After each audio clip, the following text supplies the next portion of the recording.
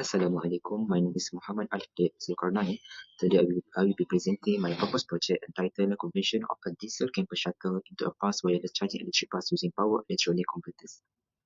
For introduction, transportation is a major source of carbon dioxide globally.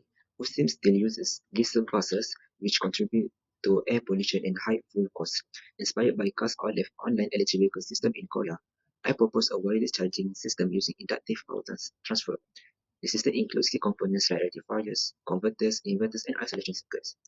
The goal of this project is to reduce carbon emission and support green initiative by converting a diesel shuttle into an electric bus. I use power electronic converters to enable wireless charging at designated stops, creating a clean, efficient transport system for us. Let's look at the problem background. As you know, diesel buses emit harmful gases like carbon monoxide, carbon dioxide, and PM10, which is particulate matter. So based on air pollution data in Mila, you can see in the table 1, there is a strong link between carbon monoxide and particulate matter. So with high heat and low wind speeds, this emission become more dangerous. To solve this, I propose a wireless electric shuttle that charges at bus stops. Next, for the literature review, I have referred the research paper entitled Design on Alif. So from the research paper, the Alif system allows electric vehicle to charge wirelessly while driving or stopping. It uses underground coils and achieves 80% efficiency. So Gumi City in Korea has proven this system works in real life. So this technology is suitable for structured campus roads like at Usim. For the research case analysis, although wireless charging is proven, but no university in Malaysia has adopted it. So most researchers only focus on city buses, but not campus loops. So USIM has the chance to pioneer this system which also support learning and sustainability. And you can see the figure 2, the design on Alif bus. It has a power inverter which generates high frequency current to perform high efficiency resonance control, and there has also the road embedded power line meets safety standard for EMF, and then it has a pickup module to perform contactless induction, and then it also uses a regulator to charge its battery while stopping or driving. Then I will explain for the methodology of my proposed project. The system has two parts. Number one is the ground unit, which converts grid AC to high frequency AC and transmit it via coils. And number two is the bus unit, which retrieves the power wirelessly, convert it to DC and store it in the battery. And then the system use inductive power transfer, or we call it as IPT.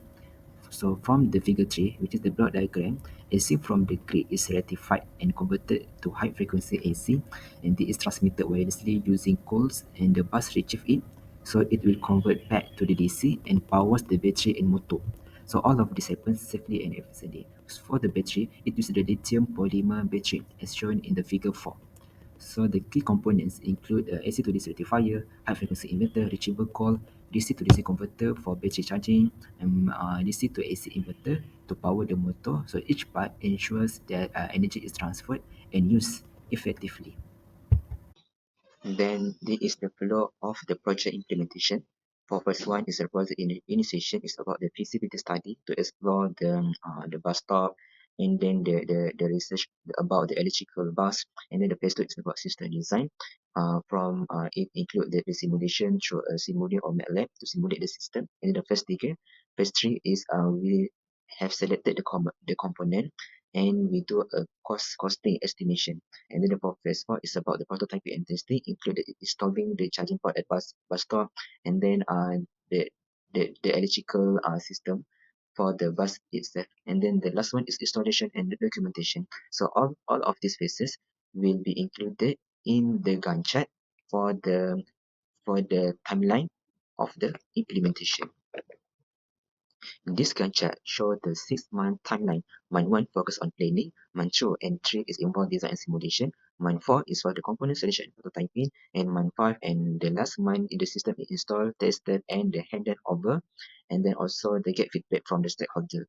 So you can see the Gantt chart flows for the next slide. Thank you.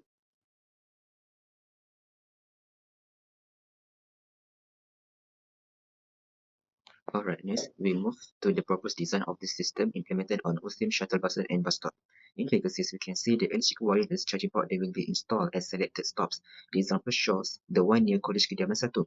So this setup includes an inductive power track embedded in the road. It operates using a high frequency AC source, typically around 20 kHz from a three-phase 230-volt AC supply. Then in figure 7, we show the position of the battery installed on top of the shuttle bus. And in figure 8, we highlight the retrieval coil on power pickup placed underneath the bus. This coil is aligned with the ground transmitter to retrieve power wirelessly during a storm. With this configuration, the bus will be able to charge efficiently without needing to plug in. Let's move on to the full technical block diagram of the wireless charging system. Electricity from the grid, which is 230 volt at 50 Hz, is first converted to high frequency AC by an inverter. This high frequency current flows through the transmitter coil embedded in the rod, creating a magnetic field. So when the shuttle bus stops above the inductive track, the reachable coil underneath the bus captures the energy through mutual induction. The AC is converted to DC, regulated by a DC to DC converter, and stored in the battery. A bidirectional inverter that supplies AC power to the motor driving the wheels. So the system also includes regulators and power relays to ensure stable operation and safety. This design allows the shuttle to charge quickly at every stop, so it will reduce the need for large batteries and long plug-in charging times. So for the cost of the project, so the given budget is 800,000 ringgit. So for my proposed project, the main include the battery and motor around 210,000 ringgit, and the charging infrastructure almost the 180,000 ringgit, and for the civil works around 200,000 ringgit, and then the estimated total is around 764,000 and 500. So it leave the 35,500 for contingency.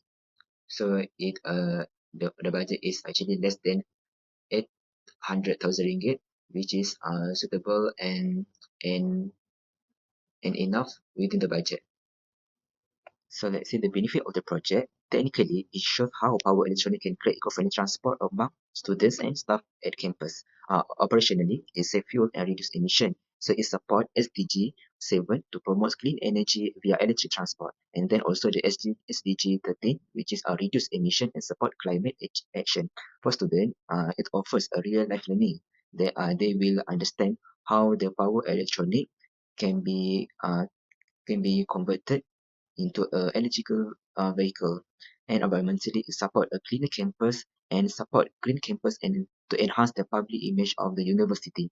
Then it directly support the SDG 11 to help build a sustainable and communities, and also support the SDG 4, which is to enhance the education through the real project exposure.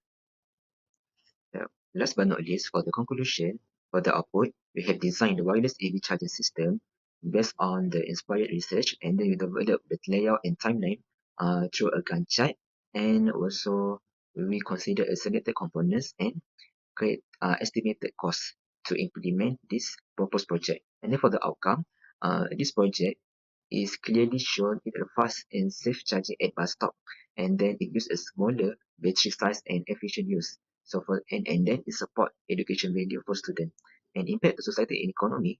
It promotes a cleaner air and better health, which is it can reduce the carbon dioxide emission and carbon monoxide emission, and then it also can secure the food saving and less maintenance, and also it directly promotes a green job and green campus with a technology adoption among students and staff in the campus. So that's all from me. Thank you. Assalamualaikum.